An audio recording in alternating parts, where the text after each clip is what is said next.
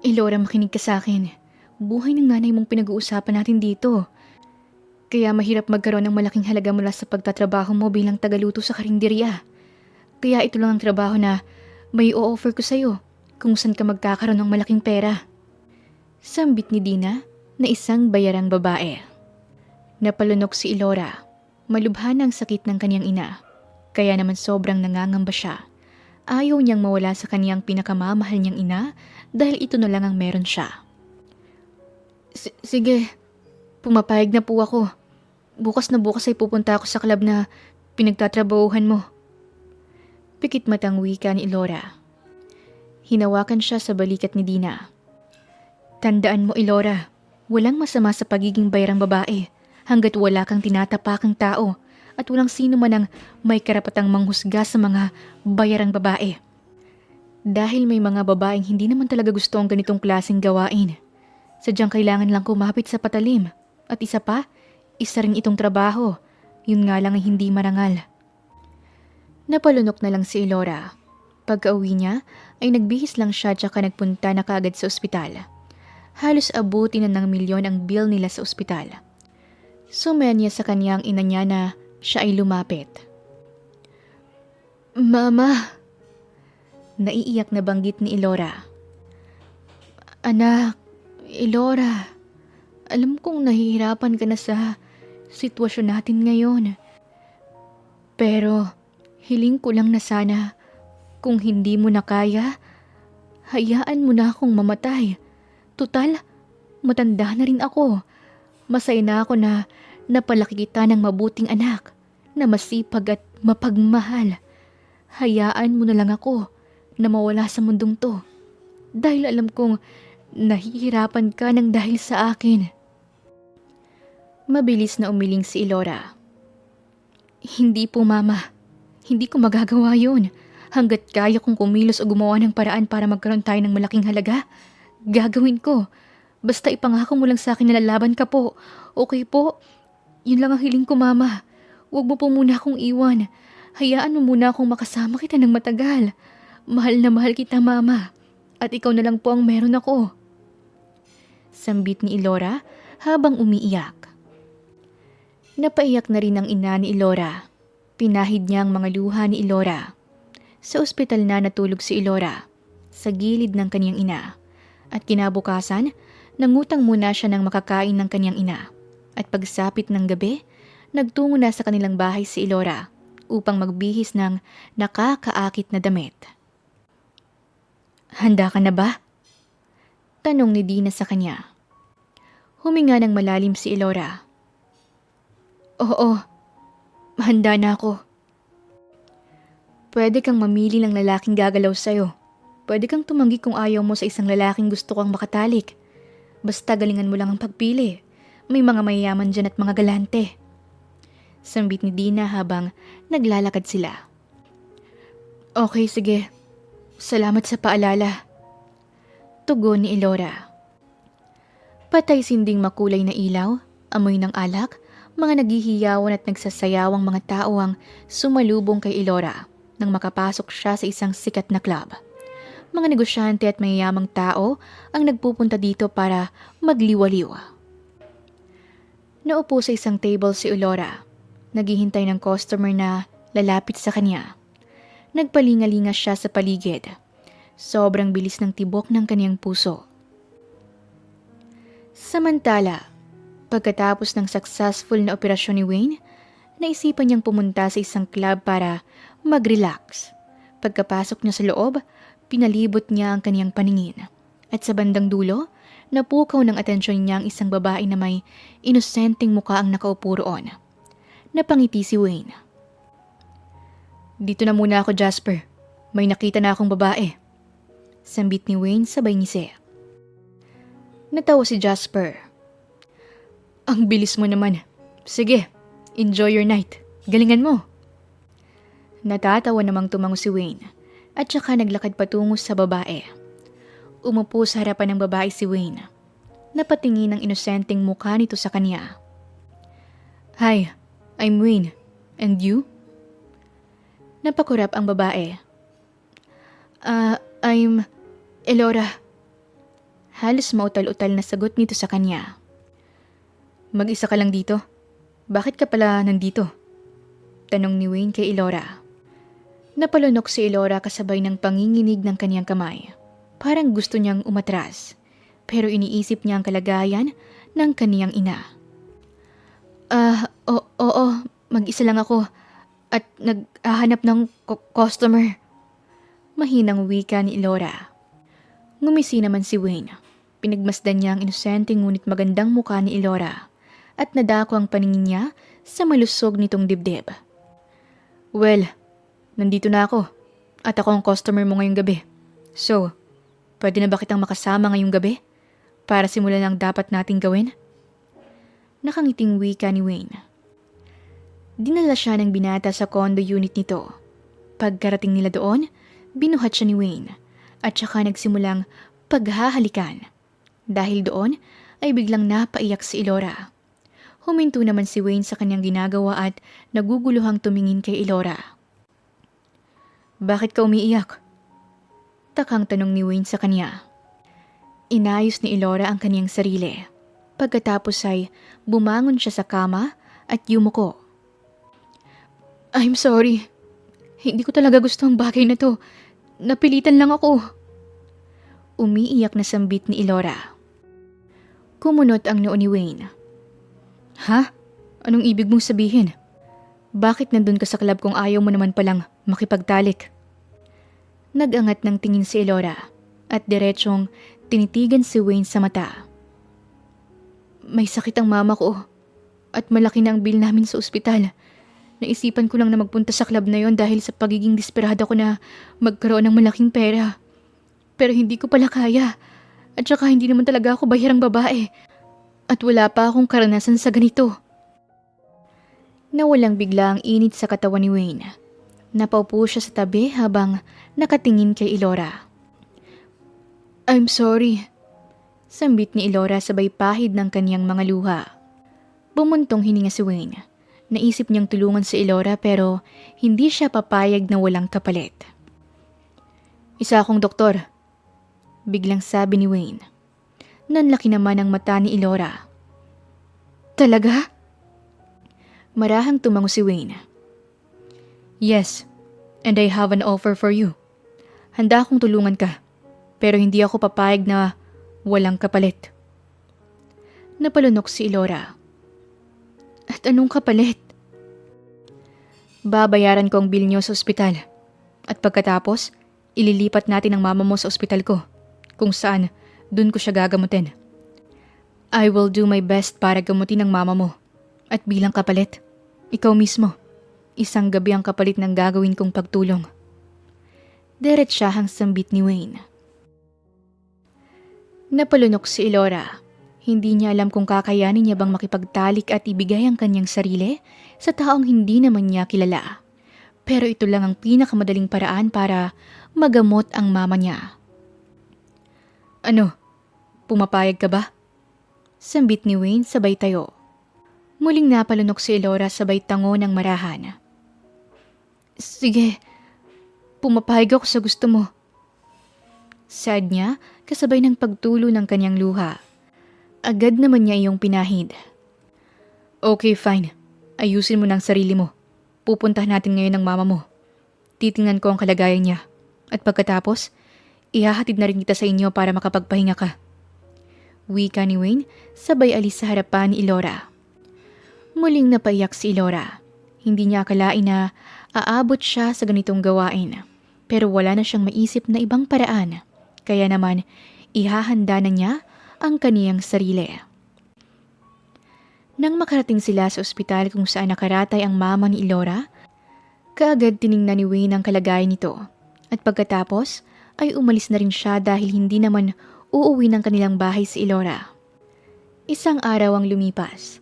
Nabayaran na ni Wayne ng hospital bill nila Elora. At pagkatapos, nailipat na sa sariling ospital ni Wayne ang ina ni Elora. At doon na ito ginamot. Anak, anong ginawa mo? Paano tayo nakapagbahid sa ospital? At paano ka nagkaroon ng malaking halaga para maipagamot ako? Malumaning na wika ng ina ni Elora. Hinawakan ni Ilora ang kamay ng kaniyang ina. Mama, huwag na po kayong magtanong pa. Ang importante ay maayos na ang kalagayan niyo at ang kailangan niyong gawin ay magpalakas. Hindi na muling nagtanong pa sa kanya ang kaniyang ina. At ilang araw ang lumipas, nakauwi na sila ng bahay. Isa kasing magaling na doktor si Wayne. Binilhan sila ni Wayne ng pagkain para may stock sila sa kanilang bahay. Ano, handa ka na ba? Tanong ni Wayne sa kanya. Marahang tumango si Ilora bago tuluyang sumakay sa sasakyan ni Wayne. Malalim siyang bumuntong hininga dahil wala na talagang atrasan ang gagawin niya. Isang linggo matapos may mangyari kina Wayne at Ilora. Hanggang ngayon ay nararamdaman pa rin ni Ilora ang mainit na haplos ni Wayne sa kaniyang katawan. Ilang beses siyang inangkin ng binata. Tila nga wala siyang maayos na tulog dahil nagigising na lamang siya nang gumagalaw na sa ibabaw niya si Wayne. Oh, ano? Sasama ka ba sa akin sa Maynila?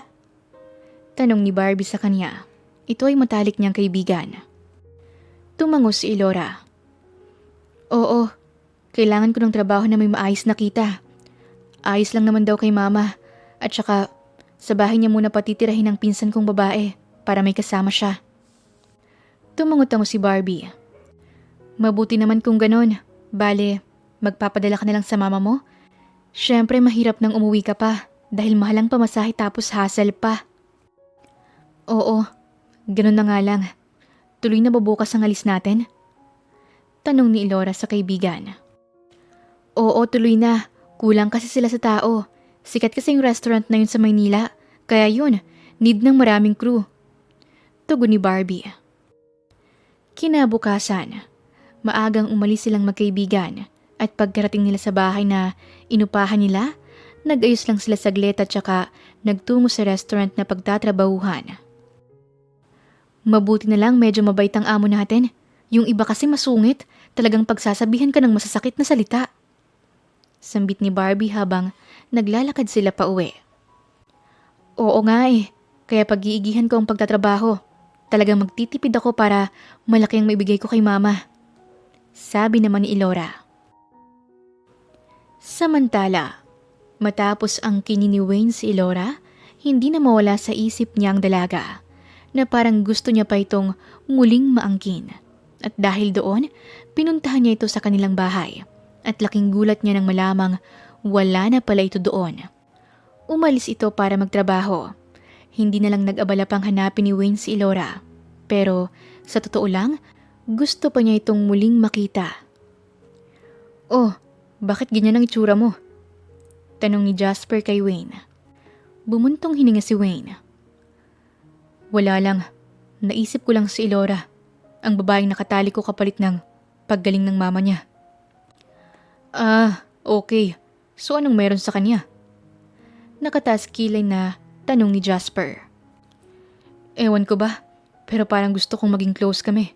Kumbaga, parang gusto ko siyang makilala. Sambit ni Wayne, sabay hawak sa ulo. Tumawa si Jasper. Huwag mong sabihin sa unang tikim. Nabihag ka niya. Marahang umiling si Wayne. Hindi naman sa ganun. Basta, gusto ko lang mas makilala pa siya. Nagkibit-balikat na lang si Jasper. Kasalukuyan silang nasa club ngayon. Nakatanaw lang si Wayne sa mga babaeng nagsasayaw sa hindi kalayuan mula sa pwesto niya. Pero hindi naman siya naaakit sa mga ito. Lumipas ang ilang linggo. Tila may kakaibang pagbabagong nararamdaman si Ilora sa kaniyang sarili. Madalas siyang nahihilo, nasusuka at madaling mapagod. Madalas din siyang antukin. Hindi naman siya ganoon. Ilora, hindi naman sa ano ha, pero bakit yung nangyayari sa'yo sign ng pagbubuntis? Biglang sabi ni Barbie sa kanya. Nanlaki ang mata ni Ilora sa gulat. Ha? Pagbubuntis? Gulat na wika niya. Oo, palagi ka nagsusuka, nahihilo at antukin, tapos mayat mayari ng pag-ihi mo. Ganyan na ganyan ang ate ko nung buntis siya. Huwag mo sabihin sa akin na buntis ka. Hindi ba't wala ka namang boyfriend? At saka sinabi mo sa akin na virgin ka pa, hindi ba? Kunot noong wika ni Barbie. Napalunok si Elora. Kaagad siyang nagtungo sa kanyang kwarto at saka kumuha ng pera. Bumili siya sa butika ng pregnancy test. At pagkatapos, mabilis siyang naglakad pa uwi at saka dumiretso sa kwarto. Nanginginig ang kalamnan niya habang naghihintay ng resulta. Napaiyak na lamang siya nang makita ang 2 guhit sa 2 pregnancy test na binili niya. Oh, anong resulta? Tanong ni Barbie nang makalabas siya ng banyo. Nagsimula nang umiyak si Elora at saka ipinakita kay Barbie ang pregnancy test. Nagulat naman si Barbie nang makita ito. Buntis ka? Pero paano? At bakit? Nanlalaking matang tanong ni Barbie sa kanya. Naupo si Elora at pagkatapos ay huminga siyang malalim. Ikwento niyang dahilan kung bakit siya nabuntis. Alam mo, wala akong karapatan na husgahan ka ngayon dahil yun pala ang dahilan kung bakit ka nabuntis. Pero bakit hindi man lang gumamit ng proteksyon ng lalaking yun? Inis na tanong ni Barbie. Gumamit naman siya, pero ilang beses na may nangyari sa amin ng araw na yun. Kumbaga walang pahinga. Siguro sa sobrang saya niya sa ginagawa niya sa akin, nakalimutan na niyang magsuot ng kondom. Paliwanag ni Elora. Napakamot ng ulo si Barbie. Bakit naman pumayag ka na gamitin ka niya ng walang proteksyon? Paano ka niyan? Pinahid ni Elora ang mga luha niya. Pagod at antok na antok ako ng araw na yon. Hindi ko na nga magawang imulat ang mga mata ko eh. Hinayaan ko na lang siya sa ginagawa niya sa akin. Siguro, sinulit niya ng sobra dahil malaking binayaran niya. At ngayon, wala akong ibang magagawa kundi ang palakihin ng batang yan. Barbie, please, huwag mong sasabihin kahit kanino. Kahit sa amo natin ngayon, kapag nahalata na ang tiyan ko, doon na ako magre-resign. Bumuntong hininga si Barbie. Okay, sige. Huwag kang mag-alala. Tutulungan na lang din kita. Pero mahirap magpalaki ng anak mag-isa. Sino bang ama niyan? Napalunok si Elora bago magsalita. Si Wayne. Wayne de Guzman. Nanlaki ang mata ni Barbie dahil sa kaniyang narinig. Sira ka? We, as in siya talaga? Marahang tumango si Elora. Oo, siya nga. Napahawak sa bibig si Barbie. Kilala kong lalaking yun dahil sa kaibigan ko. Crush na crush niya kasi si Wayne. At kilala ang lalaking yun dahil sa pagiging magaling na doktor at mayamang tao. Kilala rin yun sa pagiging babaero. Walang babaeng tumatagal kay Wayne dahil nagsasawa siya kaagad. Tapos siya palang nakabuntis sa'yo. Bumuntong hininga si Elora. Yun na nga eh. Kilalang tao siya. At sigurado ako na hindi niya matatanggap na may anak kami. Kaya itatago ko na lang sa kanya to. Bahala na kung balang araw malaman niya na may anak kami. Basta't hanggat kaya kong itago, itatago ko ang anak namin. Palalakihin ko na lang to ng maayos at puno ng pagmamahal. Nakaramdam ng awa si Barbie sa kaniyang kaibigan. At humanga rin siya kay Elora dahil nagawa nitong isakripisyo ang sarili para sa kaniyang ina. Alam mo, hanga ako sa pagiging matapang mo dahil nagawa mo magsakripisyo para lang madugtungan ang buhay ng mama mo. Kaya huwag kang mag-alala. Nandito lang ako para sa'yo. Tutulungan kita, Elora, sa abot ng aking makakaya. Nakangiting sabi ni Barbie. Napaiyak naman si Elora. Mahigpit niyang niyakap ang kaniyang kaibigan. Sa isip niya, ang swerte niya dahil nagkaroon siya ng kaibigan na katulad ni Barbie. Mabilis na lumipas ang panahon. Unti-unti nang lumaki ang tiyan ni Elora, kaya naman agad na siyang nag-resign sa trabaho. Si Barbie muna ang sumuporta sa kanya. Nahihiyaman siya sa kanyang kaibigan pero wala siyang magawa. Kaya naman ipinangako niya kay Barbie na babawi siya sa pagiging mabuti nito sa kanya. Huwag ka nang mag-isip ng kung ano-ano pa dyan. Hindi mo kailangang mahiya sa akin. At saka wala naman akong ibang binubuhay kundi ang sarili ko lang. Sila ate naman ang nagbibigay sa mga magulang namin. At kaya naman ako nagtatrabaho dito dahil ayoko nang umasa pa sa kanila.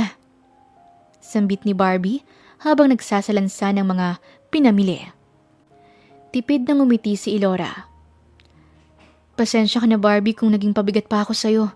Nagkaroon ka pa ng palamunin.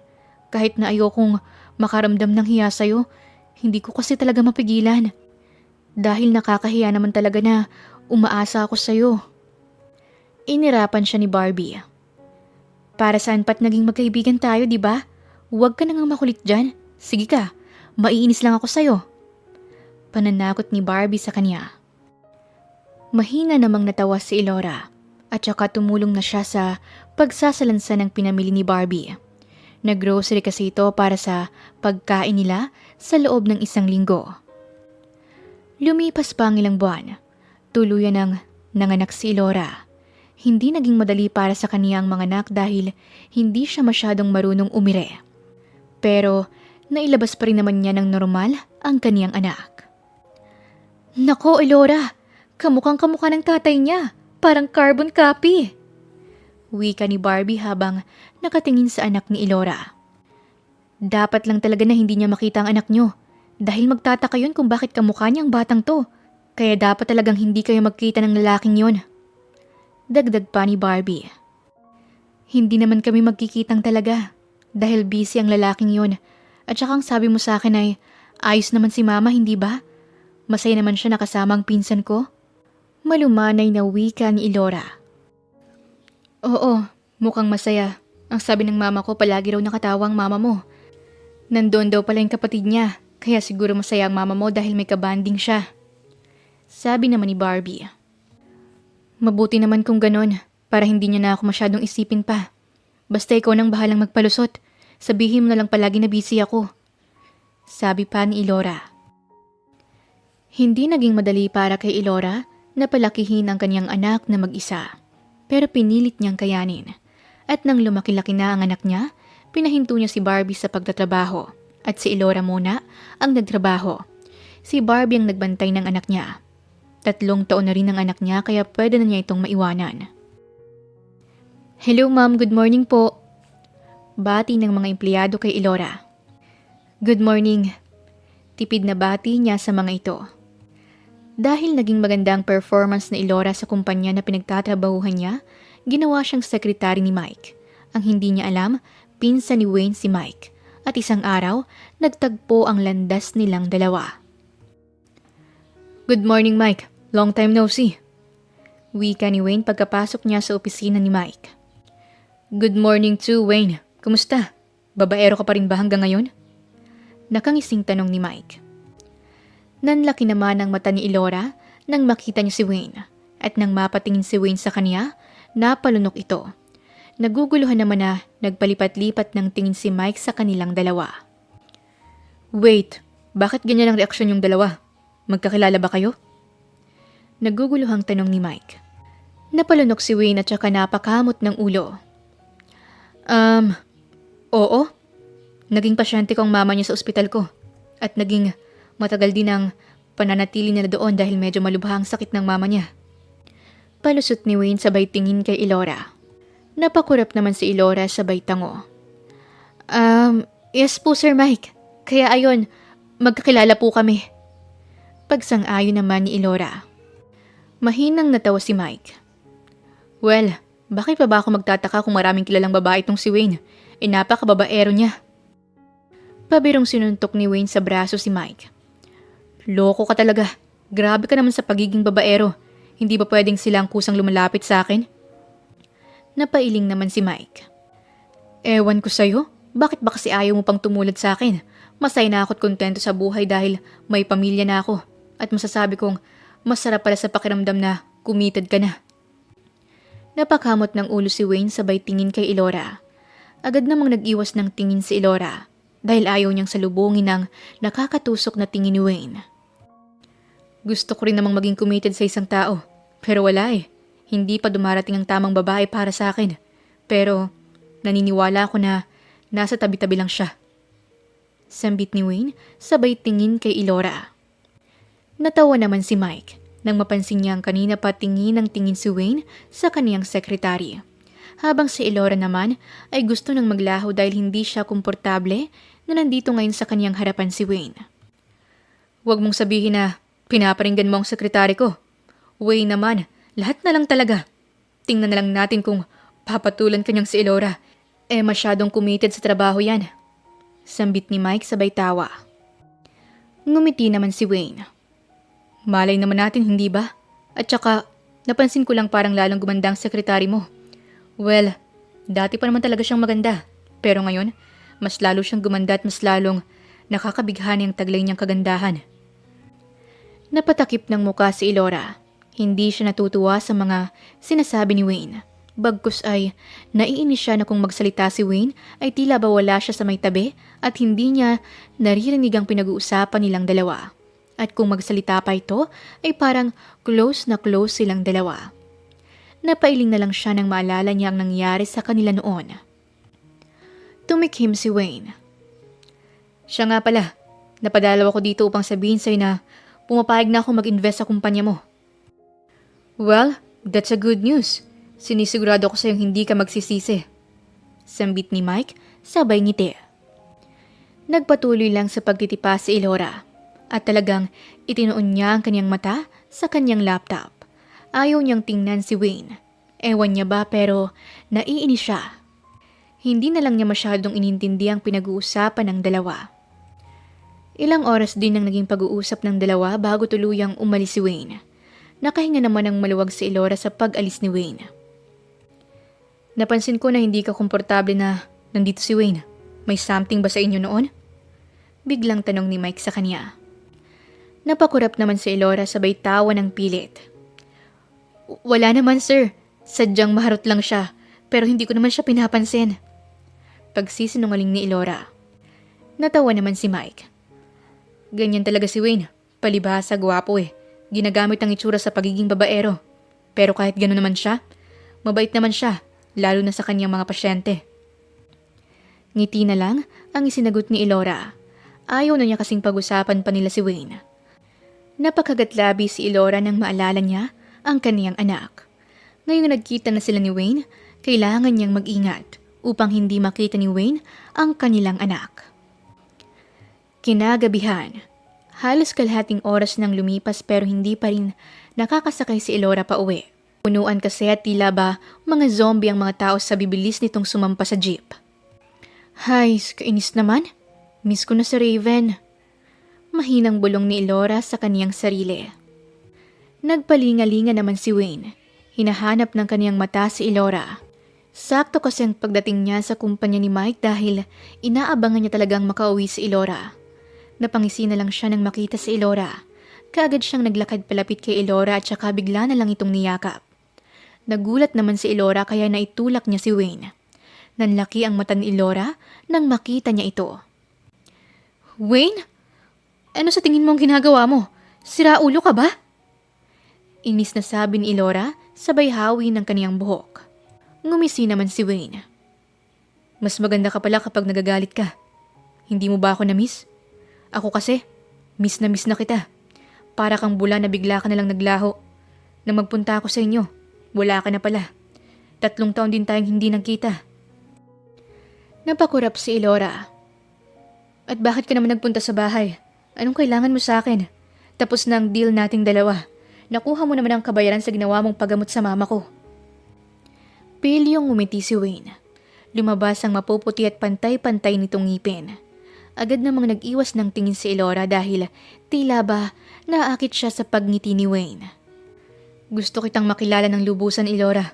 Maniwala ka man o hindi. Hinanap-hanap kita simula nang may mangyari sa atin. Ewan ko ba kung bakit. Hindi lang kita nabigyan ng panahon para hanapin dahil naging busy ako sa ospital. Pero tingnan mo ngayon. Tadhana nang gumawa ng paraan para magkita tayong dalawa. Seryosong sabi ni Wayne.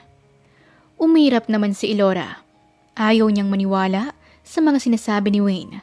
Dahil alam niyang babaero ito at magaling sa mabubulaklak na salita. Alam mo Wayne, huwag ako. Masyado akong busy sa trabaho ko kaya ayoko ng lalaki sa buhay ko. At isa pa, gusto kong umangat-angat sa buhay kaya huwag ka na magpa-epal pa dyan. Sabi ni Elora sabay talikod pero hinawakan siya ni Wayne sa braso. Hinatak siya ni Wayne at idiniin ni Wayne ang kaniyang sarili kay Elora. Napalunok si Elora dahil isang dangkal na lang ang layo ng kanilang muka. Kaunting galaw lang ay magtatagpo na ang kanilang mga labi. Ngayong nagkita na tayong muli, Elora, asahan mong guguluhin ko ang buhay mo. Ngayon lang ako nagka-interes sa isang babae, kaya gusto kong makilala ka ng lubusan. Sabi ni Wayne, sabay ihip sa tenga ni Elora. Kinlabutan naman si Elora. Napangiti si Wayne dahil doon. Ano ba? Sigaw ni Elora sabay tulak kay Wayne. Kaagad na tumakbo palayo si Elora. Nakangiting sinundan ng tingin ni Wayne si Elora na nagmamadaling sumakay ng jeep. Oh, Elora, ano bang meron sa'yo? Bakit ba bigla na lang ako nagkaroon ng interes sa'yo? At tila ba, naakit ako sa iyong inosenteng muka. Bulong ni Wayne sa kaniyang sarili. Sumunod na araw, nagulat na lang si Elora nang biglang may humatak sa kaniya. At pagkatingin niya, si Wayne ito. Ano ba? Bitawan mo nga ako! Sigaw ni Elora habang nagpupumigla siya. Pero hindi nakinig si Wayne. At dahil lalaki si Wayne, mas malakas siya kay Elora kaya naman naipasok niya ito sa kaniyang sasakyan. Kaagad niyang pinaandar ang sasakyan niya. Ano bang problema mo? Saan mo ba ako dadalhin, ha? Gigil na sigaw ni Elora. Mahinang tumawa si Wayne. Wala akong ibang gagawin sa'yo. Gusto ko lang na makasabay kang kumain. Hindi mo kasi pinapansin ang mga text chats sa tawag ko sa'yo. Bakit ka ba ganyan? Hindi ka ba masaya na ang isang gwapong katulad ko ay nagkaroon ng interes sa'yo? Asar na tumawa si Elora. Ang kapal naman ng mukha mo. Masyado kang gwapong-gwapo sa sarili mo ay mukha ka namang tukmol. Natawa naman si Wayne. Ayos lang. Basta ikaw naman ang magandang babae sa paningin ko. Matalim na tinitigan ni Elora ang lalaki. Sa mga salita mo, halatang babaero ang galawan mo. Huwag ako, Wayne. Please lang. Tama na kung ano man ang nangyari sa atin noon. Ginawa ko lang naman yun dahil sa isang mabigat na rason. Pero hanggang doon na lang yun. Hindi mo na ako kailanman maaangkin pa. At pwede ba? Huwag kang ang hayok sa babae. Ganyan ka ba talaga? Katawan lang ang habol mo sa mga babae? Halatang katawan lang ang habol mo sa akin kaya mo ako ginugulo ngayon. Tumawa naman si Wayne habang nakafocus pa rin sa pagmamaneho. Judgmental ka rin, oh. Paano mo naman nasabing katawan lang ang habol ko sa'yo? Sinabi ko sa'yong gusto kitang makilala ng lubusan. Hindi ko kasi maintindihan sa sarili ko kung bakit may mga araw na pumapasok ka sa isip ko at hinahanap kita. At naisip ko na baka kung magkasama tayo, magkaroon ng sagot ang tanong kong yun sa sarili ko. Seryosong sabi ni Wayne nang hindi tumitingin kay Elora. Napatiimbag ang si Elora. Hindi na siya umimik pa. Tinuon niya ang kanyang paningin sa kalsada. Ayaw niyang paniwalaan ang mga pinagsasabi ni Wayne dahil alam niya kung ano talaga ang pakay nito. Na gusto lang talaga ni Wayne na siya ay maangkin at hindi naman hahayaan ni Elora na mangyari iyong muli. Hindi siya papayag na muli pang guluhin ni Wayne ang buhay niya dahil masaya na siya ngayon kasama ang anak nila. Dinala siya sa isang kilalang restaurant ni Wayne. Kanina pa siya nagugutom pero bigla na lang yung nawala. Nawala na ng ganang kumain si Elora. Ayaw mo ba ng pagkain mo? Tanong ni Wayne sa kanya. Hindi na lang nagsalita si Elora. Kumain na lang siya para hindi na magsalita pang muli si Wayne. Natapos na lang silang kumain. Walang imik pa rin si Elora. Saan ka ba nakatira? Ihahatid na kita. Sabi sa kanya ni Wayne. Hindi na. Kaya kong umuwing mag-isa. Pagmamatigas ni Elora. Bumuntong hininga si Wayne. Gabi na. Wala na masyadong jeep. Baka matagalan ka pang makasakay. Pinandilatan siya ng mata ni Elora. Kasalanan mo kasi to.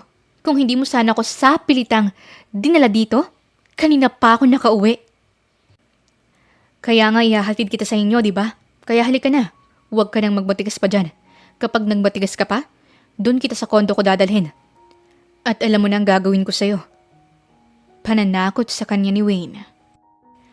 Napakurap naman si Elora. Kainis talaga? Gigil na wika niya at saka sumakay na sa sasakyan ni Wayne. Natawa na lang si Wayne. Nag-isip kagad ng palusot si Elora kung sakaling makita ni Wayne ang anak nila. Saglit lang ang naging biyahe nila. Kagad na bumaba ng sasakyan si Elora nang makarating sila sa inuupahan nila ni Barbie. Bumuntong hininga na lang si Wayne habang nakasunod ang tingin kay Ilora. Ginabi ka na. Bakit ngayon ka lang? Kanina ka pa hinahanap ng anak mo. Alam niya kasi ang oras ng uwi mo. Bungad sa kanya ni Barbie. Pabagsak na naupo si Ilora sa sofa. Pagkatapos ay napahawak siya sa kaniyang sentido. Ginugulo na ni Wayne ang buhay ko. Hindi ko alam na pinsan niya pala si Mike, na boss ko. Panimula ni Ilora. Ha? Paano yan? Gulat na sabi ni Barbie. Ang naisip ko ay palabasin natin na ikaw ang mami ni Raven. Tuturuan ko siya na tawagin kang mami at ang itatawag niya sa akin ay tita. Sabi ni Ilora sabay tingin sa kaniyang kaibigan. Napangiwi naman si Barbie. Gaga ka. Hindi madali yun lalo na't bata yan. Hindi mo basta-basta matuturuan niya na tawagin akong mami dahil alam niyang ikaw ang mami niya. Napatakip ng muka si Ilora gamit ang kaniyang palad. Basta, kailangan niyang matuto. Hindi pwedeng malaman ni Wayne na may anak kami. At saka ayokong maging magulo pang buhay namin ni Raven. Masaya na ako kung anong meron kami ngayon. Bakit ba kasi ayaw mong ipakilala ang anak mo? Lumalaki na si Raven at magkakaisip na yan. Lalo na kapag nag-aral na yan. Siyempre magtataka siya kung bakit wala siyang daddy. Aasa rin siya ng mga kaklase niya. Hindi ka ba naaawa sa anak mo? Mariing napapikit si Ilora. Sa totoo lang, hindi ko alam ang gagawin ko. Naawa ako sa anak ko, siyempre. Pero kasi, hindi pa ako handa eh. Ayoko pang makasama siya. At saka, ayokong malait ng mga tao. Kumunot ang noo ni Barbie. Malait? Bakit ka lalaitin? Siyempre, kilalang tao si Wayne. Malamang, sasabihin ng mga taong nakapaligid sa kanya, lalo nang ng mga nagkakandara pa sa kanya na pera lang ang habol ko sa kanya. Alam mo naman ng mga tao, kapag nagsamang mayaman at mahirap, sasabihin agad niyan, pera ang habol ng taong mahirap. Baka isipin pa nga ng iba na sinadya kong magpabuntis para makakuha ng pera kay Wayne. Paliwanag ni Ilora.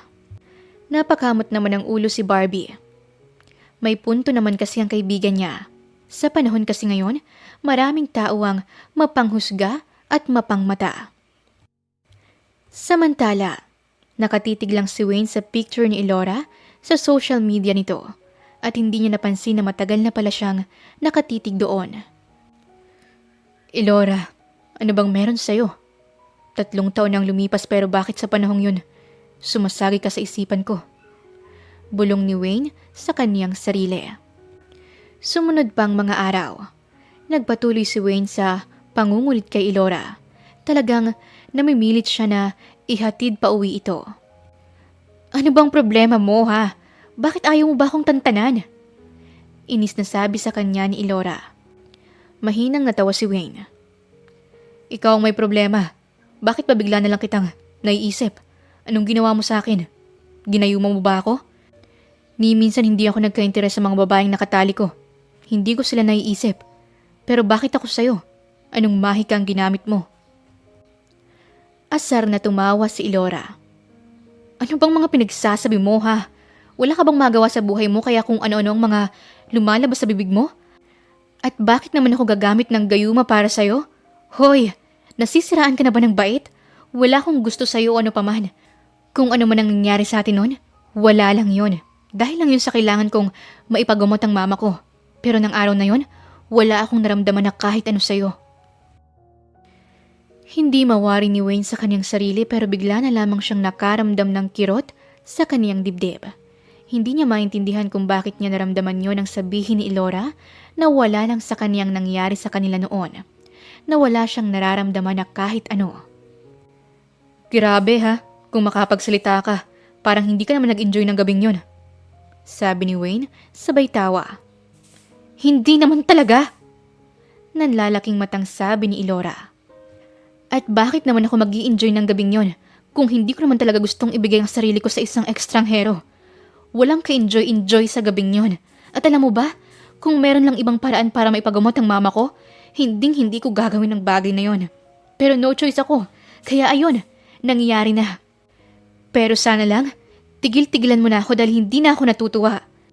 At saka bakit mo ba ako hinahatid? Hindi ko naman kailangan ng paghatid mo dahil sanay naman akong umuwing mag-isa. Mahabang pagbubunga nga ni Ilora. Sumeryoso ang mukha ni Wayne. Bakit ka ba ganyan sa akin ha? Bakit parang galit na galit ka sa akin? Ano bang ginawa ko sa'yo na kinagagalit mo ng ganito? Gusto ko nga ng closure, di ba? Pero ikaw tong galit na galit dyan. Hindi kita maintindihan. Umirap naman si Ilora at saka mabilis na naglakad papalayo. Hinabol pa siya ni Wayne pero mas binilisan ni Ilora ang pagtakbo at saka agad na sumakay ng jeep. Naiwang bumuntong hininga si Wayne. Ano bang problema ng babaeng yun? Bakit ba galit na galit siya? Naguguluhang tanong ni Wayne sa kaniyang sarili. Sumunod na araw, naisipang lumabas nila Ilora at Barbie kasama si Raven. Ibibili kasi ni Ilora ng damit at mga laruan ang kaniyang anak. Mommy, kapag po, kokonti na lang ang pera po ninyo, kahit isang toy lang po okay na sa akin. Sabi ni Raven, sabay ngiti. Hinawakan ni Ilora sa muka ang kaniyang anak. Kahit 3 toys pa na kang ibili ko sa'yo ay ayos lang. Huwag kang mag-alala. May sapat pang pera si Mami, okay? Kaya huwag ka na mag-worry pa dyan. Nagsimula ng maglakad sina Ilora. Mahigpit na hinawakan ni Ilora ang kamay ng kaniyang anak. Saktong palabas naman si Wayne ng isang store ng mamahaling damit. Nangunot ang mata niya nang makita si Ilora. Mabilis ang ginawa niyang paghakbang para sundan sina Ilora. Ilora, bakit may kasama kang bata? Wika ni Wayne sa sarili. Hindi niya makita ang mukha ng bata. Nagtungo sa bilihan ng laruan sina Ilora. Nagpatuloy pa rin sa pagsunod si Wayne. Mommy, gusto ko po nitong mga cars. Please, Mommy.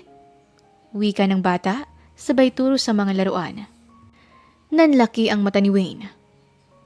Mommy, meron ng anak si Ilora? Pero sino ang ama? Bulong ni Wayne sa sarili. Mabilis na nagtago si Wayne sa isang tabi nang mapatingin sa pwesto niya sina Ilora. At pagkasilip niya, wala na roon sina Ilora kaya agad siyang naglakad para hanapin ang mga ito. At nang makita niya ito, namilog ang mata ni Wayne nang makita niya ang mukha ng batang lalaki. Tila ba mukha niya ito noong maliit pa siya. Biglang bumilis ang tibok ng puso ni Wayne. Bigla niyang naalala ang gabing ang kining niya si Ilora. Ilang beses siyang hindi gumamit ng proteksyon. Huwag mong sabihing nagkaroon kami ng anak ni Ilora. Pero, posible nga kaya yun? Mahinang usal ni Wayne. Kinuha niya ang kanyang cellphone at saka mabilisang kinuhanan ng picture ang batang kasama ni Ilora. At pagkatapos ay nagmamadaling umalis si Wayne. Nagtungo siya sa opisina ni Mike. Nagulat naman si Mike sa biglaan niyang pagsulpot. Oh, napadalaw ka. Wala dito si Ilora. Day off niya. Sambit ni Mike sa kanya. Seryosong tumitig si Wayne kay Mike. Alam mo ba na mayroong anak si Ilora? Marahang tumango si Mike. Oo, 3 taon na yata ang anak niyang yun. Lalaki. Pero wala yatang asawa o kinakasama si Ilora. Sa pagkakatanda ko, ang sinabi niya sa akin ay simula ng ipagbuntis niya ang anak niya, wala na talaga siyang kinakasama. Hindi ko na matanda ng mga sinabi niya noong tinanong ko siya. Pero sa tingin ko, naanakan si Ilora, tapos tinakbuhan siya ng lalaki. Mariing napapikit si Wayne. Hindi niya mawari sa kanyang sarili pero iba ang naging pakiramdam niya nang makita niya ang anak ni Ilora. Kaagad na umalis si Wayne. Tumawag siya ng tauhan niya para pasundan si Ilora at bantayan ang mga kilos nito. Nagtungo si Wayne sa kanyang condo unit at saka hinanap ang kanyang photo album. Nanlaki ang mga mata niya nang makita ang kanyang larawan noong bata pa siya. Kamukhang kamukha niya ang batang kasama ni Ilora. Malakas na tumibok ang puso ni Wayne kasabay ng paghahabol ng kaniyang hininga. May anak kami ni Ilora. Bulong niya sa sarili. Kinuha ni Wayne ang kanyang cellphone at saka tinawagan ang kaibigan niyang si Jasper. Pinapunta niya ito sa kanyang kondo para yayaing uminom. Bigla ka yatang nagyayang uminom. May problema ba? Tanong ni Jasper sa kanya. Nagsaling ng alak si Wayne sa kanyang baso at saka nilagok yon. Naalala mo ba ang babaeng nakatali ko noon? Kapalit ng paggaling ng mama niya? Si Elora? Kunot noong sabi ni Jasper. Tumango si Wayne. Oo, nakita ko siya kanina sa mall. May kasama siyang bata. Kinuha ni Wayne ang kanyang cellphone at saka ang photo album noong bata pa siya. Ipinakita niya ito kay Jasper. Pagmasdan mong maigi ang picture na yan.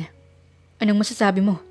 Sa picture na kuha ko sa cellphone ko at dyan sa picture na nasa photo album. Sabi ni Wayne kay Jasper. Tinitigan ni Jasper ng maigi ang dalawang picture. Magkamuka. Ikaw yata to eh. Anong meron sa picture mo ng bata ka pa? Throwback picture ng trip mo ngayon? Mabilis na umiling si Wayne. Hindi. Ang picture na nasa cellphone ko ay ang batang kasama ni Elora, na anak niya. At ang nasa photo album ay picture ko ng bata pa ako. Nanlaki ang mata ni Jasper. Ano? Huwag mong sabihin, nagkaanak kayong dalawa. Humingang malalim si Wayne. Hindi pa ako sigurado. Kailangan ko pa tong kumpirmahin. Pero hindi ko tatanungin si Elora dahil malamang itatanggi niya yon. Gusto kong malaman kung bakit niya itinago sa akin ang anak namin kung sakaling mapatunayan ko na anak ko nga ang batang yun. Bakit naman kaya nawalang bigla si Elora? Dahil nalaman niyang buntis siya? At tinago niya to sa'yo dahil sa takot niyang baka hindi mo tanggapin? Sabi ni Jasper sa kanya. Siguro nga, posible yon. Kaya nag-utos na ako ng mga tauhan ko para imbestigahan si Elora. Para malaman ko kung nagkaroon ba siya ng ibang lalaki o hindi. Wika ni Wayne sabay buntong hininga. Lumipas pa ang mga araw. Nagtaka si Elora kung bakit hindi na siya ginugulo pa ni Wayne. Ilang araw na rin itong hindi nagpapakita sa kanya. Siguro nagsawa ng taong yun kakapapansin sa akin. Sabi ni Elora sa kanyang sarili habang naglalakad siya palabas ng kumpanya. Elora! Tawag ng isang lalaki mula sa kanyang likuran. Seryoso ang mukha ni Wayne na naglakad palapit sa kanya. Oh, nabuhay ka bigla. Bakit ka nandito? Ihahatid na kita sa inyo. Gabi na. Baka umiiyak nang naghihintay sa'yo. Saad ni Wayne habang diretsyong nakatitig sa mga mata ni Elora. Napakurap naman si Elora. Nagulat siya sa sinabi ni Wayne. Anong pinagsasabi mo dyan? Sinong umiiyak na naghihintay sa akin? Ngumiti si Wayne. Nakita kita sa mall. May kasama kang bata. Sinong batang yun? Tila binuhusan ng malamig na tubig si Elora. Hindi siya kaagad makapagsalita. Elora, bakit nakatulala ka na dyan? Ang sabi ko, sinong batang kasama mo sa mall? May kasama ka pang isang babae eh. Sabi pa sa kanya ni Wayne. Nag-iwas ng tingin si Elora. Si Barbie yun. Kaibigan ko. Kasama ko siya dun sa bahay na inuupahan namin. Kasama ang anak niya. Nauutal na wika ni Elora. Napangiti naman si Wayne. Sa tingin niya kasi ay nagsisinungaling si Elora dahil nauutal ito at hindi makatingin sa kanya ng diretsyo. Okay. Bakit magkasama kayo? Nasaan ang tatay ng anak ng kaibigan mo? Sabi ni Wayne sabay taas ng kilay. Napakamot ng ulo si Elora. Iniwan sila. Naawa naman ako sa kaibigan ko kaya hinayaan ko na siya sa bahay. Matagal ko na rin namang kaibigan yon. Pagsisinungaling pa ni Elora. Tumangot-tango si Wayne. Okay. Ang bait mo naman palang kaibigan. Tara na. Sumakay ka na sa sasakyan ko para may hatid na kita. Hindi magawang makatingin ni Elora sa mukha ni Wayne. Kinakabahan siya na hindi niya maipaliwanag. Sobrang bilis ng tibok ng kaniyang puso. Pero sa tingin naman niya ay naniwala si Wayne sa mga kasinungalingan niya. Nang makarating sila sa bahay na inuupahan ni Elora, bumaba rin ng sasakyan si Wayne. Gusto ko sanang pumasok sa bahay na inuupahan niyo, Elora. Nakangiting sabi ni Wayne sa kanya. Nanlaki naman ang mata ni Elora. Bakit gusto mo pang pumasok sa loob? Anong kailangan mo? Tumaas naman ang kilay ni Wayne. Wala lang. Gusto ko lang makita ang bahay na inuupahan nyo. At saka gusto ko rin makita yung anak ng kaibigan mo.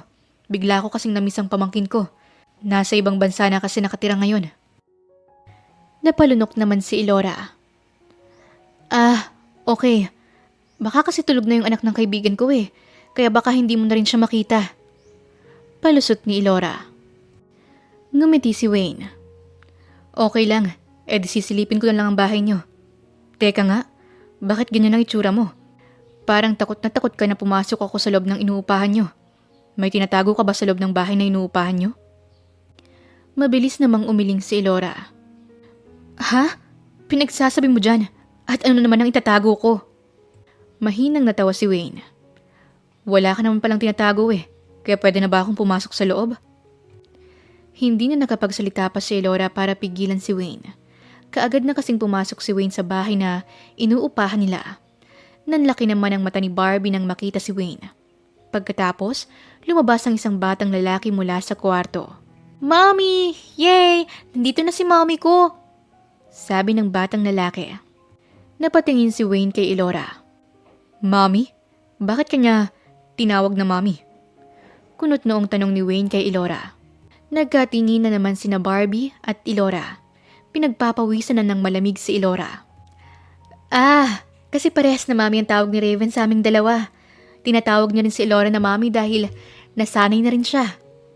Biglang sabi ni Barbie. Tumango-tango naman si Wayne. Oh, I see. Bale, dalawa pala king mami ng batang yan. Sabi ni Wayne at saka pilit na tumawa. Nagkatingin na naman sina Barbie at Elora at saka sabay na tumango. Oo, parang ganun na nga. Sabi ni Elora sabay tingin kay Raven. Mommy? Sino po siya? Bakit may kasama po kayong ibang tao dito sa bahay? Sabi ni Raven sabay tingin kay Wayne. Gustong magsalita ni Wayne pero walang salitang lumalabas sa kaniyang bibig. Nanatili lang siyang nakatingin sa batang nasa harapan niya ngayon. Kamukhang kamukha niya ito nung bata pa siya at pakiramdam niya na anak niya ang batang nasa harapan niya ngayon. Lumuhod si Wayne sa harapan ng bata. Ang cute mo namang bata. Pwede ba kitang yakapin? Bigla ko kasing namiss yung pamangkin ko eh. Sabi ni Wayne, sabay ngiti. Tumingin naman si Raven kay Elora. Mommy, pwede daw po ba niya akong yakapin? Makahulugang nagkatingin ng muli sila Barbie at Elora. Napalunok si Elora, sabay tango. Oo, sige. Okay lang yun kasi namimiss niya yung pamangkin niya eh. Tipid nang umiti si Raven. Okay po. Magalang nasabi ni Raven at saka nagpayakap na kay Wayne.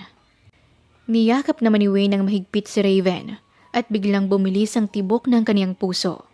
Pasimple siyang kumuha ng buhok kay Raven at pagkatapos ay kumalas na siya ng yakap dito. Maraming salamat, guwapong bata. Sige na, aalis na ako. Elora, bye. Sambit ni Wayne at saka nagmamadaling lumabas ng bahay.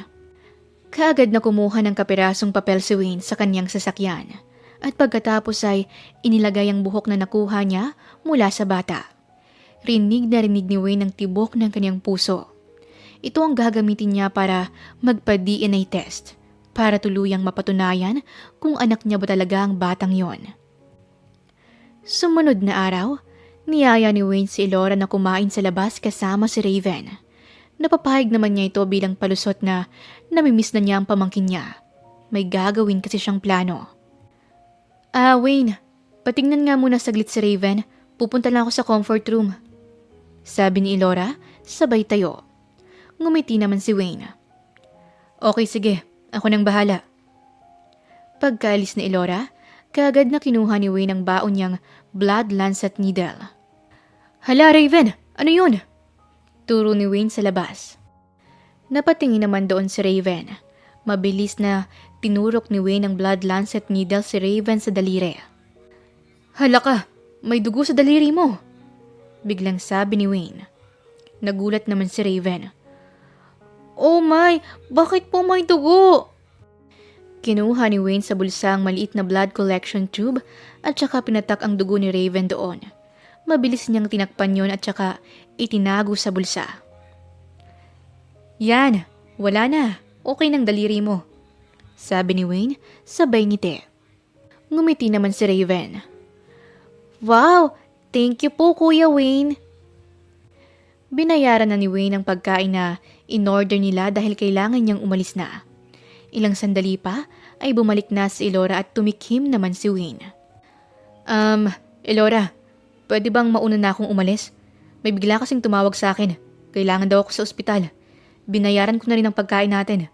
Pasensya na talaga pero kailangan kong umalis. Sabi ni Wayne, sabay tayo. Okay sige, walang problema. Salamat pala dito. Sabi ni Elora, sabay ngiti. Nagmamadali namang lumabas ng restaurant si Wayne. Mabilis ang ginawa niyang pagmamaneho patungo sa kanyang ospital. At nang makarating siya doon, nagtungo agad siya sa laboratory para maisagawa ang DNA test. Hindi kasi naging sapat na batayan ang nakuha niyang buhok kay Raven. Kaya kailangan talaga na dugo para mas maging reliable ang DNA test result. Kinakabahan si Wayne habang naghihintay ng resulta. Umuwi muna siya saglit sa kanyang condo unit para magbihis. At pagkatapos ay tumawag ng nurse. Sinabi nitong may result na ang pinagawa niyang DNA test. Kaagad na bumalik ng ospital si Wayne at nanginginig ang kanyang kamay nang makita niya ang resulta. Ibig sabihin, anak ko nga si Raven. Wika ni Wayne sa kanyang sarili, kasabay ng panginginig ng kanyang laman. May anak kami ni Elora. May anak kami. Mangiyak-ngiyak na wika ni Wayne. Hindi niya alam kung bakit ang saya niya. Masayang-masaya siya nang malaman niyang nagbunga pala ang gabi nila ni Elora. Kinagabihan, nagtungo siya sa bahay nila Elora. Nagtataka naman si Elora dahil gabing-gabi na nagpunta pa doon si Wayne pero nilabas pa rin niya ito. Bakit? Anong kailangan mo? Tanong ni Elora nang makita niya si Wayne. Hinatak siyang bigla ni Wayne at saka isinandal sa pader. Naguguluhan namang napatingin si Elora kay Wayne. Teka lang, bakit mo to ginagawa? Anong problema mo? Sabi ni Elora habang nagpupumiglas dahil mahigpit ang pagkakahawak sa kanya ni Wayne. Seryoso ang mukha ni Wayne na nakatingin sa kanya. Sabihin mo nga sa akin ang totoo, Elora. Anak ko ba si Raven? Anak ba natin siya? Nanlaki naman ang mata ni Elora, sabay lunok ng makailang ulit. Ha? Anong pinagsasabi mo? Hindi ba sinabi ko na sa'yo na anak ni Barbie si Raven? Nauutal na sabi ni Elora. Mariing napapikit si Wayne. Huwag ka nang magsinungaling pa sa akin, Elora. Tama ng pagsisinungaling mo. Nagpa-DNA test ako at 99% na nagmatch kami ni Raven. Nagulat si Elora sa sinabi ni Wayne. Nanlaki ang mata niya kasabay ng panginginig ng kanyang kalamnan. Paano mo nagawa sa akin to, Elora? Bakit mo itinago ang anak natin? Bakit mo itinago sa akin ang anak ko? Bakit? Wala ba akong karapatan na malaman na anak ko siya? Anong klase ka? Nanginginig na sabi sa kanya ni Wayne. Nangingilid naman ang luha ni Elora. Paano ka nakapagpa-DNA test? Paano mo nagawa yon? Paano ka nakakasiguro na match kayo ni Raven? Kinuha ni Wayne sa bulsa niya ang kapirasong papel at saka ibinigay ito kay Elora. Agad namang binasa iyon ni Elora. Nanlaki ang mata niya nang mabasa ito. Tuluyan ng lumuha si Elora. Paano mo nagawang magpa-DNA test, Wayne? Humingang malalim si Wayne. Noong nasa restaurant tayo, pasimple akong kumuha ng dugo sa daliri ng anak mo. Nanlaki ang mata ni Elora, kaya pala napansin niyang parang may maliit na sugat si Raven sa daliri nito na parang natusok ng karayom. Uulitin ko ang tanong ko sa iyo, Elora. Bakit mo ginawa ang bagay na to sa akin? Bakit mo tinago sa akin ang anak ko? Sa tingin mo ba, tama ang ginawa mo? Rumagasa ang masaganang luha ni Elora. Hayaan mo muna akong magpaliwanag, Wayne. Magpaliwanag? Bakit? At ano naman ang sasabihin mo, ha? Bakit mo tinago sa akin si Raven? Bakit hindi mo sinabi kagad sa akin? Dahil natakot ako! Sigaw ni Elora. Kumunot ang noo ni Wayne. Natakot saan? Pinahid ni Elora ang mga luha niya. Natakot ako na baka hindi mo tanggapin ang anak natin. Mayamang tao ka, Wayne. Kilalang tao ka samantalang ako ay hindi. Isa lang akong hamak na mahirap. Natakot ako na mahusgahan ng mga tao. Siyempre ng mga panahong yun, gulong-gulo ang isipan ko. At saka, kaya lang naman may nangyari sa atin dahil pinagbayaran ko ang ginawa mong paggamot kay mama. Hindi ba? Gulong-gulo ang isip ko noon. Kaya mas pinili ko na lang na itago ang anak natin. Pinalaki ko siya ng mag-isa. At kung hindi pa ako gumawa ng paraan, hindi ko pa malalaman na may anak pala tayo? Inis na sabi ni Wayne. Mabilis na umiling si Elora. Hindi ganun yun, Wayne. Sasabihin ko naman sa'yo yung totoo. Sasabihin ko sa'yo na may anak tayo pero sa tamang panahon na. Asar na tumawa si Wayne. At kailan naman ang tamang panahon na yun? Akala mo ba nagsisinungaling ako sa sinasabi ko sa'yo na hinahanap-hanap kita? Akala mo ba nagbibiro ako sa sinasabi ko sa'yong interesado ako sa'yo? Sa totoo lang, kailan ko lang napagtanto sa sarili ko na may nararamdaman pala ako sa'yo. Simula nang magkita tayo, palagi na kitang naiisip, Elora. At ngayon, nalaman kong may anak pala tayo. Hindi ka na pwedeng kumawala pa sa akin. Gusto kong ayusin natin ang pamilyang to. Tumaas ang kilay ni Elora. Ayusin? Paano natin aayusin kung babaero ka? Mahinang natawa si Wayne. Nagbago na ako, Elora. Dati libangan ko sila. Pero simula nang may mangyari sa atin, ay bigla na lang nawala. Nawalan na ako ng interes sa babae. Naging abala ako sa ospital at negosyo. At saka, gusto ko na rin talagang magkaroon ng pamilya.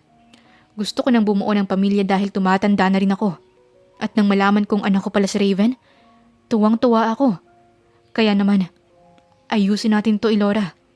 Para naman, lumaki ang anak natin, nabuo ang pamilya niya, na mayroon siyang mami at daddy. Bumuntong hininga si Elora. Paano naman ako makakasiguro na magiging buo ang pamilya ni Raven hanggang sa huli? Wala na sa plano kong humanap pa ng iba. Baka ikaw, maaari ka pang humanap kasi hindi ba? Sinabi mo sa akin na wala kang nararamdaman sa akin. Pero ako, meron akong nararamdaman sa'yo. Kaya bukas na bukas ay lilipat na kayo sa bahay ko. Tamang-tama lang pala na bumili ako ng bahay. Ibebenta ko na lang ang condo unit ko. Huwag ka nang magmatigas pa, Elora. Kung ayaw mong ipakulong kita. Mariing sabi ni Wayne. Namilog ang mata ni Elora. Ipapakulong? Ngumisi si Wayne. Oo, ipapakulong kita dahil sa ginawa mo sa akin kung sakaling magmatigas ka pa. Kaya bukas pa lang ay mag-impake ka na. Ako nang bahalang magsabi kay Mike ng lahat. Wala nang nagawa pa si Elora. Dahil sa totoo lang, ay minsan niyang pinangarap na maging buo ang pamilya ng kaniyang anak. Kinabukasan, ay naghakot na ng gamit si Elora. Binigyan naman ng pera ni Wayne si Barbie bilang reward sa ginawa nitong pag-aalaga kay Raven. Salamat, Wayne, pero ayos lang naman kahit hindi mo na ako bigyan nito. Nahihiyang wika ni Barbie. Ngumiti si Wayne. Tanggapin mo na yan. Reward ko sa'yo yan. Dahil isa kang mabuting kaibigan ni Elora. At maging tagapag-alaga ni Raven. Natatawang napakamot ng ulo si Barbie. Salamat, Wayne. Hiling ko lang na sana na mahalin mo ng buong puso ang mag-ina mo. Hindi mo alam kung anong paghihirap ang dinanas ni Elora sa pagpapalaki kay Raven ng mag-isa. Hindi mo naman siya masisisi kung bakit niya tinago ang anak niyo. Huwag kang mag-alala. Mamahalin ko silang dalawa ng higit pa sa sarili ko. Talagang gusto ko na rin magbagong buhay. Sawa na ako sa buhay binata. Panahon na para magbago ako. At saka, wala naman akong sama ng loob kay Elora. Pinagmamalaki ko pa nga siya dahil hindi niya nagawang patayin ang anak namin. Sabi ni Wayne, sabay ngiti. Umalis na rin kagad sina Wayne at Elora, kasama ang kanilang anak. Namangha si Elora sa laki ng bahay ni Wayne. Yay! May playroom ako! Masayang sabi ni Raven dahil mayroon siyang room na puno ng laruan. Ito ang kanyang playroom. Maglaro ka lang dyan, anak. Pinagawain ni Daddy para sa'yo. Sabi ni Wayne, sabay ngiti. Ngumuso si Raven. Daddy? Ikaw po bang daddy ko? Lumapit si Elora sa kaniyang anak. Oo, Raven. Siya ang daddy mo. Kumpleto na tayo, anak. Nandito na si daddy mo. Yay! Sa wakas, complete na ang family ko. Masayang sabi ni Raven, sabay yakap sa kanilang dalawa. Nagkatingin na naman sina Wayne at Elora. Mabilis na hinalikan ni Wayne sa labi si Elora. Natawa na lang si Elora habang magkayakap silang tatlo. Ikwento ni Elora ang lahat sa kaniyang ina. Napaiyak ito dahil sa kaniyang ginawa. Isinama na niya ito sa kanilang bahay ni Wayne dahil malaki naman yon. Tuwang-tuwa namang nakipaglaro ang mama ni Elora kay Raven. Ang gwapo-gwapo naman ng apo ko na to. Kamukhang kamukha ng daddy niyang pogi. Sabi ng mama ni Elora. Teka, nasaan pala si Wayne? Tanong nito kay Elora. Nasa ospital pa po eh. Mamaya pa po yun uuwi, ma. Sagot naman ni Elora. Sa pagtira ni Elora sa bahay ni Wayne kasama ang mama niya, tila nawala lahat ang bigat na dala-dala ni Elora sa kaniyang dibdib. Masaya siya dahil sa wakas, natupad ang pangarap niyang mabuo ang kaniyang pamilya. Nag-resign na bilang sekretary ni Mike si Elora. Siya na kasi ang pahahawakin ni Wayne sa iba niyang negosyo.